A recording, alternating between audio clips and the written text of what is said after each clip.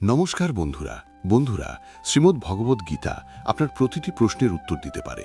আপনার জীবনে যদি কোনো সমস্যা থাকে, কোনো ইচ্ছা থাকে, শ্রীমদ্ ভগবদ্ গীতা আপনাকে সেই সমস্যার সমাধান দেবে, আপনার প্রশ্নের উত্তর দেবে। তা সে আপনার মনের সমস্যা হোক, অর্থের সমস্যা হোক, শরীরের সমস্যা হোক বা সম্পর্কের সমস্যা হোক, শ্রীমদ্ ভগবদ্ গীতায় আপনি অবশ্যই আপনার প্রতিটি সমস্যার সমাধান পাবেন। আজ আমরা আপনাদের এমন 11টি অমূল্য উপদেশ বলবো যা শ্রীমদ্ ভগবদ্ গীতা থেকে নেওয়া, এবং এই উপদেশগুলো আপনার পুরো জীবন বদলে দেবে। শুধু আপনাকে এই ভিডিওটি শেষ পর্যন্ত মন দিয়ে দেখতে হবে। যে ব্যক্তি এই ভিডিওটি শেষ পর্যন্ত দেখবেন তিনি তার জীবনের প্রতিটি সমস্যার সমাধান পাবেন। তিনি তার জীবনে যা চান তা অবশ্যই পাবেন। শ্রীমদ্ ভগবদ্গীতার প্রথম এবং সবচেয়ে গুরুত্বপূর্ণ উপদেশ হল, যদি কেউ আপনার আপনজন হয় বা আপনার থেকে বড়ও হয়, তাহলেও আপনার প্রতি তার ভুল আচরণ কখনোই সহ্য করা উচিত নয়। এই উপদেশ আমাদের জীবনের সঙ্গে গভীরভাবে জড়িত। আমরা প্রায়শই আমাদের মনের কষ্টগুলো এই ভেবে সারা জীবন সহ্য করে যাই যে এ তো আমার আপনজন, এ আমার থেকে বড়, আমি তাকে কি বলবো, যদি আমি কিছু বলি তাহলে আমাদের সম্পর্ক নষ্ট হয়ে যাবে, সম্পর্ক ভেঙে যাবে। কিন্তু এখানে ভাবার বিষয় হলো, যে ব্যক্তি আপনার কষ্টের কারণ হচ্ছে তাকে আপনি কিভাবে আপনার আপনজন বলবেন। আপনজন তো সেই হয় যে আপনার কষ্ট দূর করে আপনাকে সুখ দেয়। গীতার এই উপদেশ আমাদের বলে, কাউকে আপনার উপর অন্যায় করতে দেবেন না, কাউকে আপনার সঙ্গে জুলুম করতে দেবেন না, কারণ আপনি যত বেশি সহ্য করবেন মানুষ তত বেশি আপনাকে সহ্য করতে বাধ্য করবে। গীতার প্রথম অধ্যায়, যার নাম অর্জুন বিষাদযোগ, এবং দ্বিতীয় অধ্যায়, যার নাম সাংখ্যযোগের শুরুতে অর্জুন শ্রীকৃষ্ণের কাছে তার দুঃখ প্রকাশ করেছেন। তিনি বলেছেন, হে কেশব, আমি কিভাবে কৌরবদের সঙ্গে যুদ্ধ করব? এরা তো আমার আপনজন, এদের মারাচ্ছে আমি ভিক্ষা করে জীবনযাপন করব, তবুও এই যুদ্ধ করব না। যাদের সঙ্গে আমি যুদ্ধ করতে যাচ্ছি তারা ধৃতরাষ্ট্রের পুত্র, আমার ভাইয়ের মতো, এদের মারাচ্ছে মৃত্যু আমাকে মুক্তি দেবে। শ্রীকৃষ্ণ তখন অর্জুনকে বললেন, হে অর্জুন, তুমি তোমার মনের মোহ ত্যাগ করো। এখানে আপন পরের প্রশ্ন নয়, এখানে ধর্ম আর অধর্মের প্রশ্ন, এখানে সঠিক আর ভুলের প্রশ্ন। তুমি যদি ভুলকে সহ্য করো, ভুলের অবসান না করো, তাহলে ভুল করা মানুষ আরও শক্তি পাবে, তারা আরও বেশি ভুল করবে। তাই মনের মোহ ত্যাগ করে তুমি যুদ্ধ করো। এই উপদেশ আমাদের জীবনেও প্রযোজ্য। আমাদের জীবনেও আমরা অনেক সময় ভুলকে সহ্য করি, কারণ আমরা মনে করি এটা আমাদের আপনজন করছে। কিন্তু গীতা আমাদের শেখায়, ভুলকে কখনো সহ্য করো না, ধর্মের পথে চলো, সঠিক পক্ষে দাঁড়াও। মহাভারতের আরেকটি অসাধারণ কাহিনী। যখন অর্জুনের পুত্র অভিমন্যু মহাভারতের যুদ্ধে নিহত হন, তখন অর্জুন গভীরভাবে দুঃখে ভেঙে পড়েন। তিনি কাঁদতে কাঁদতে শ্রীকৃষ্ণের কাছে বলতে লাগলেন, হে কৃষ্ণ, আমার পুত্র অভিমন্যু চলে গেছে, আমি এই দুঃখ কিছুতেই সহ্য করতে পারছি না, আমিও আমার জীবন শেষ করে দেব। তখন ভগবান শ্রীকৃষ্ণ অর্জুনকে আত্মার লোকে নিয়ে গেলেন। সেখানে অভিমন্যু আনন্দে বসেছিলেন, কারণ তিনি যোদ্ধার মতো নিজের কর্তব্য পালন করেছিলেন। তার জন্য তিনি আত্মার লোকে উচ্চ পদ লাভ করেছিলেন। অর্জুন কাঁদতে কাঁদতে অভিমন্যুর কাছে পৌঁছলেন। নিজের পুত্রকে দেখে তিনি আনন্দে ভরে গেলেন। তিনি অভিমন্যুকে জড়িয়ে ধরে বললেন, হে পুত্র, আমি তোমাকে ছাড়া বাঁচতেই পারবো না, আমি তো জীবনের সমস্ত আশা ত্যাগ করে ফেলেছি। তখন অভিমন্যু বললেন, আপনি কে? অর্জুন বললেন, আমি তোমার পিতা, তুমি আমার পুত্র অভিমন্যু। তখন অভিমন্যু বললেন, কি পিতা, কি পুত্র? আমার হাজার হাজার জন্ম হয়েছে, কোনো জন্মে আপনি আমার পিতা হয়েছেন, আবার কোনো জন্মে আমি আপনার পিতা হয়েছি। আত্মার কোনো মা নেই, কোনো পিতা নেই। অর্জুন যখন দেখলেন যে তার পুত্র তাকে চিনতেই পারছে না, তখন তার সমস্ত মোহ কেটে গেল। তাই গীতার এই উপদেশটি আমাদের ভালো করে বুঝতে হবে। এখানে কেউ আপন, কেউ পর নয়। যিনি আমাদের দুঃসময়, কষ্টের সময় পাশে থাকেন, কেবল তিনিই আমাদের আপন, বাকি সবাই পর। গীতার দ্বিতীয় উপদেশটি হল, যা চলে গেছে তার জন্যে কখনো দুঃখ করো না, আর যা আসবে তার জন্যে কখনো চিন্তা করো না। মহাভারতের যুদ্ধের সময় অর্জুন শ্রীকৃষ্ণকে বলেছিলেন, হে কৃষ্ণ, এই যুদ্ধ হলে কোটি কোটি মানুষ মারা যাবেন। যে সৈনিক ও যোদ্ধারা এই যুদ্ধে মারা যাবেন তাদের স্ত্রীদের কি হবে, সমাজ কিভাবে এগিয়ে যাবে? অর্জুন আরও অনেক কথা বিস্তারিতভাবে বলেছিলেন। তখন ভগবান শ্রীকৃষ্ণ বললেন, হে অর্জুন, তুমি জ্ঞানীর মতো বড় বড় কথা বলছো, কিন্তু সত্যিকারের জ্ঞানী কখনো তার জন্য দুঃখ করে না যা চলে গেছে বা যা আসবে। তোমার হাতে কিছুই নেই, তুমি চাইলেও কিছু নিয়ন্ত্রণ করতে পারবে না।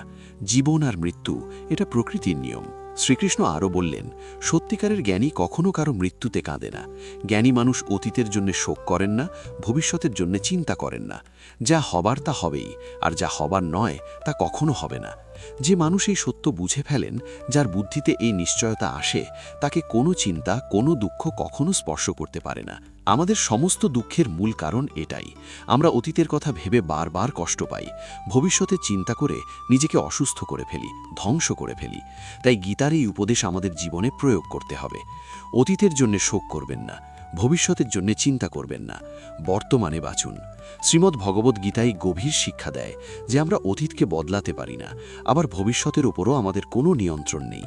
আমাদের হাতে শুধু বর্তমান আছে, শুধু আজকের এই মুহূর্তটুকু আছে। আমাদের যা কিছু করার তা আজই করতে হবে। কখনো এইভাবে সময় নষ্ট করা উচিত নয় যে আমার হাতে এখনো অনেক সময় আছে। একবার এক গুরুজি তার এক শিষ্যকে একটি পারস পাথর দিয়েছিলেন। সেই শিষ্যটি খুবই অলস ছিল, সে প্রতিটি কাজ কালকের জন্য ফেলে রাখত। গুরুজি তাকে বললেন, আমি তোমাকে এই পারস পাথরটা দিচ্ছি। এই পাথরটা দিয়ে যখন তুমি লোহাকে স্পর্শ করাবে, তখন সেই লোহা সোনায় পরিণত হবে।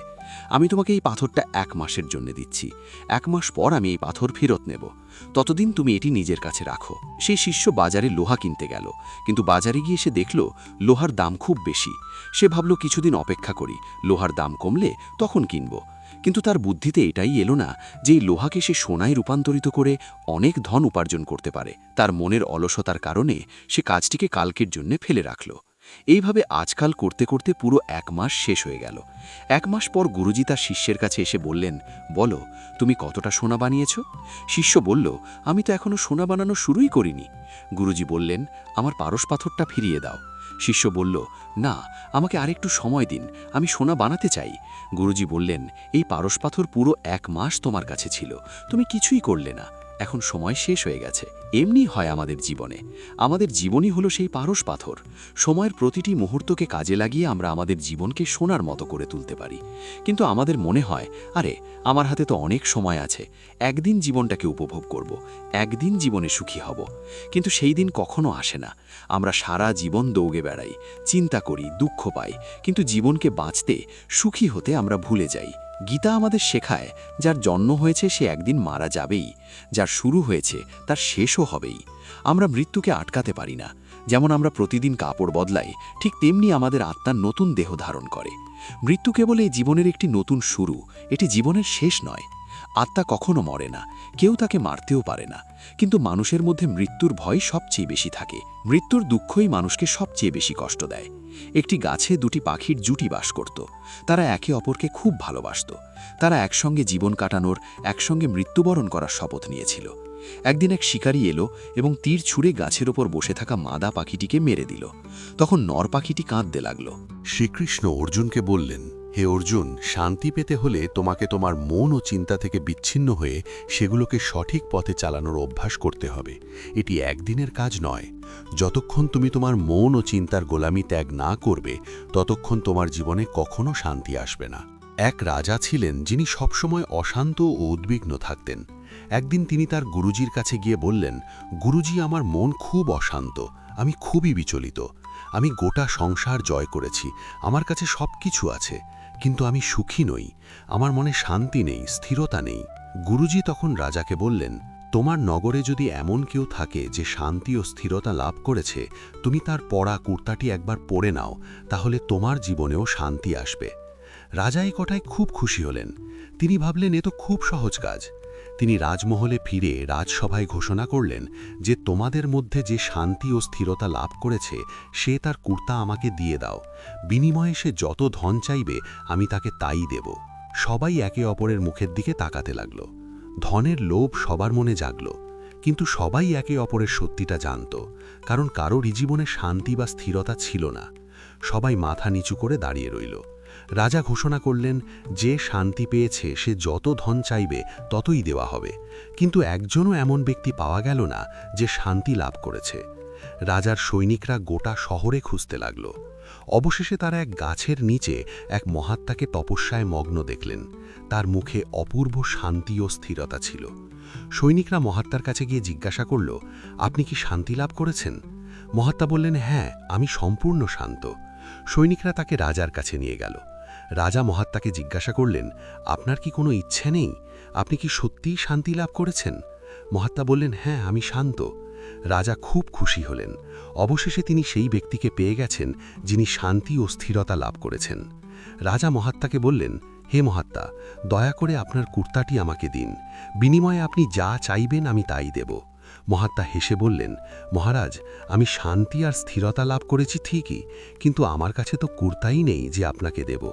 রাজা যখন শুনলেন যে এই মহাত্মার কাছে পরার কুর্তাও নেই, তবু তিনি সম্পূর্ণ শান্ত, তার জীবনে স্থিরতা আছে, তখন রাজা ভাবলেন, আমি সারা জীবন ধন জমানোর পেছনে ছুটেছি, কিন্তু শান্তি পাইনি, স্থিরতা পাইনি।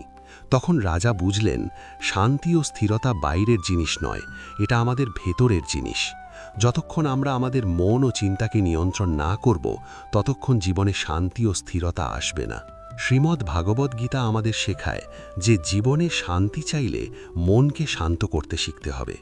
গীতার পঞ্চম উপদেশ আমাদের বলে, কামনা, ক্রোধ এবং লোভ হল সর্বনাশের মূল কারণ, এগুলো হলো নরকের দ্বার। যে মানুষের মধ্যে এই তিনটি দোষ থাকে, সে সবসময় অন্যদের কষ্ট দিয়ে নিজের সুখ ও স্বার্থ পূরণ করতে থাকে। কোনো কিছুর প্রতি অতিরিক্ত কামনা, ক্রোধী স্বভাব এবং মনে লোভ থাকা, এগুলো তার জীবনের সুখকে ধ্বংস করে দেয়, তার সমস্ত সম্পর্কে বিষ ছড়িয়ে দেয়। এই কারণেই এগুলোকে নরকের দ্বার বলা হয়। যে মানুষের মধ্যে অতিরিক্ত ক্রোধ, লোভ এবং কামনা থাকে, তার জীবন বিষে ভরে যায়, তাকে মৃত্যুর পরে নয়, জীবিত অবস্থাতেই নরকের দর্শন হয়। গীতার ষষ্ঠ উপদেশ হল, সমস্ত ভগবান এক, কেউ ছোট বড় নয়, সবাই পরব্রহ্ম পরমাত্মার বিভিন্ন রূপ ও নাম।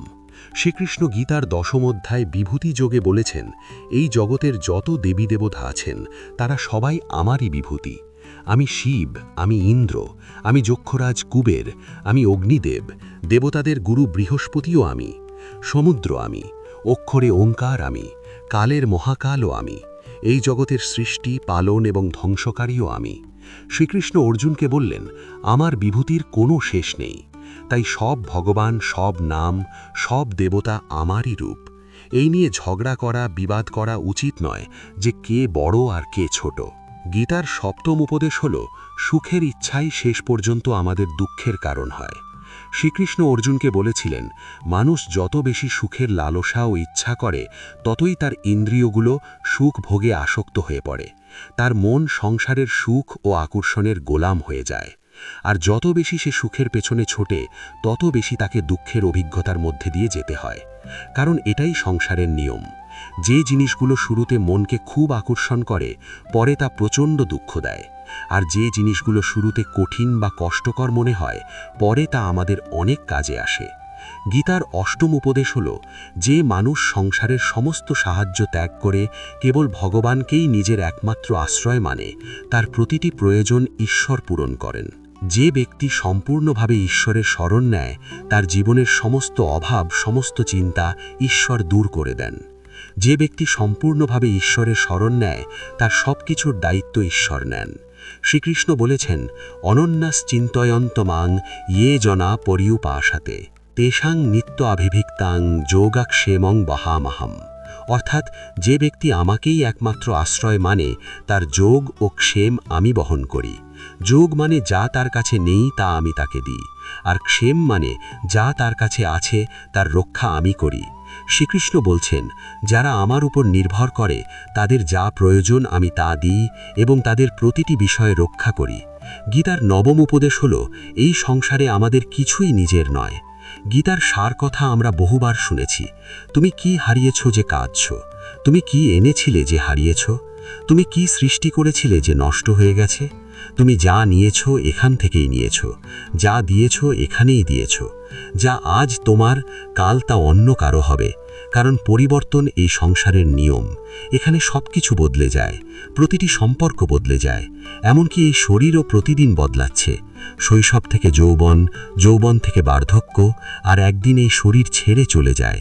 তাহলে কার জন্য কাঁদা, কার জন্য চিন্তা করা? আমরা সারা জীবন জিনিসপত্র, সম্পর্ক, জীবনকে গড়তে, সাজাতে, সামলাতে ব্যস্ত থাকি, কিন্তু একদিন সব কিছু ছড়িয়ে ছিটিয়ে যায়। সারা জীবন যে সম্পত্তি, যে সম্পর্কের জন্য আমরা লড়াই করি, একদিন সব কিছু ছেড়ে এই সংসার থেকে আমাদের চলে যেতে হয়। গীতার দশম উপদেশ হল, কারো প্রতি অতিরিক্ত মোহ কখনো করো না। শ্রীকৃষ্ণ গীতার সম্পূর্ণ জ্ঞান অর্জুনের মোহ নষ্ট করার জন্যই দিয়েছিলেন। মোহ এতটাই শক্তিশালী যেটি সিংহের মতো মানুষকেও শৃগালে পরিণত করে দেয়। অর্জুন, যিনি যুদ্ধে দেবতাদেরও পরাজিত করেছিলেন, তিনি যখন যুদ্ধক্ষেত্রে তার আত্মীয়দের দেখলেন তখন তার হাত কাঁপতে লাগল। তিনি বললেন, হে কেশব, আমার হাতে ধনুক ধরার শক্তিও নেই, আমার হাত কাঁপছে, আমি যুদ্ধ করতে পারবো না। এই মোহ এতটাই কষ্টদায়ক যে এর যন্ত্রণা সহ্য করতে না পেরে অনেকে নিজের জীবন পর্যন্ত শেষ করে ফেলেন, এমনকি আত্মহত্যাও করে, এই ভেবে যে এই ব্যক্তি ছাড়া আমি বাঁচতে পারবো না। জীবনে কারো প্রতি অতিরিক্ত মোহ করলে সারা জীবন কেবল কষ্টই পেতে হবে। তাই মোহ ত্যাগ করুন, ঈশ্বরের শরণ নিন। শ্রীমদ্ ভাগবদ্গীতা আমাদের বারবার শেখায় যে যে ব্যক্তি তার মোহের বন্ধন থেকে মুক্ত হতে পারে না, তার সব কিছু হারিয়ে যায়, তার জীবনের সমস্ত সুখ নষ্ট হয়ে যায়। গীতার জ্ঞান আমাদের এই শিক্ষা দেয়, মনের মোহ ত্যাগ করে শক্তিশালী হও, বুদ্ধিমান হও, সত্যের দর্শন করো এবং বাস্তবতা বোঝো। কারণ মোহ আমাদের সব সময় মিথ্যে দেখায়, মিথ্যের ওপর বিশ্বাস করায় আর মনে মিথ্যে আশা জাগায়। আর এটাই আমাদের দুঃখের সবচেয়ে বড় কারণ। আমরাই মোহে আবদ্ধ হই, আমরাই মানুষের কাছ থেকে অতিরিক্ত প্রত্যাশা করি, কিন্তু বাস্তবতা একেবারেই আলাদা। মানুষ তেমন নয় যেমন আমরা ভেবে নিই বা বুঝে নিই। মোহের কারণে আমরা সত্যটাকে দেখতে পাই না, মানুষের আসল চেহারাটা দেখতে পাই না। তাই গীতার উপদেশ আমাদের শেখায়, জীবনে যদি আনন্দ ও প্রসন্নতার সঙ্গে বাঁচতে চাও, তাহলে কারো প্রতি অতিরিক্ত মোহ কখনো করো না। গীতার একাদশ উপদেশ হল, এই সংসারে এসেছ যখন, তখন দুঃখ তো পাবেই। দুঃখকে কখনো ভয় পেও না, দুঃখ থেকে কখনো পিছিয়ে যেও না। শ্রীকৃষ্ণ গীতায় বলেছেন, এই সংসার দুঃখালয় অশাশ্বতম, অর্থাৎ এই সংসার দুঃখের ঘর এবং অস্থায়ী। যেমন ঔষধালয়ে ঔষধ পাওয়া যায়, পুস্তালয়ে পুস্তক পাওয়া যায়, চিকিৎসালয়ে চিকিৎসা পাওয়া যায়, তেমনি শ্রীকৃষ্ণ এই সংসারকে নাম দিয়েছেন দুঃখালয়, যেখানে দুঃখ পাওয়া যায়। দুঃখ প্রতিটি মানুষের জীবনেই আসে, কিন্তু দুঃখ এলে সুখও আসবে। তাই দুঃখকে কখনো ভয় পেও না, কারণ এই সংসার দুঃখালয় হলেও এটি অশাশ্বত, অর্থাৎ অস্থায়ী। এখানে কিছুই স্থায়ী নয়, এখানে সব কিছু বদলে যায়। দুঃখ সুখে বদলে যায়, হার জয় বদলে যায়। এখানে যে কোনো কিছু যে কোনো সময় বদলে যেতে পারে। আমরা নিজেরাও স্থায়ী নই, আমাদের সঙ্গে জড়িত কোনো কিছুই এখানে স্থায়ী নয়, কারণ এই সংসার অশাশ্বত, শাশ্বত নয়। এখানে সব কিছু পরিবর্তনশীল। তাই তোমার দুঃখ স্থায়ী নয়, তাই দুঃখকে কখনো ভয় পেও না। গীতার এই উপদেশ হাজার হাজার বছর পুরনো, কিন্তু আজও নতুনের মতো প্রাসঙ্গিক। পৃথিবীতে গীতাকে সবচেয়ে বেশি পড়া হয়েছে, কিন্তু সবচেয়ে কম বোঝা হয়েছে। শ্রীমদ্ ভাগবদ্গীতার এই দিব্য উপদেশগুলো যদি কোনো ব্যক্তি ভালোভাবে বোঝে এবং তা তার জীবনে প্রয়োগ করে, তাহলে এটা নিশ্চিত সে তার জীবনে যা চায় তা অর্জন করতে পারবে। তার জীবনের প্রতিটি সমস্যা থেকে সে এক মুহূর্তে মুক্তি পেতে পারবে। শ্রীমদ্ ভাগবদ্গীতার এই দিব্য উপদেশ আমাদের বারবার শোনা উচিত, প্রতিদিন শোনা উচিত।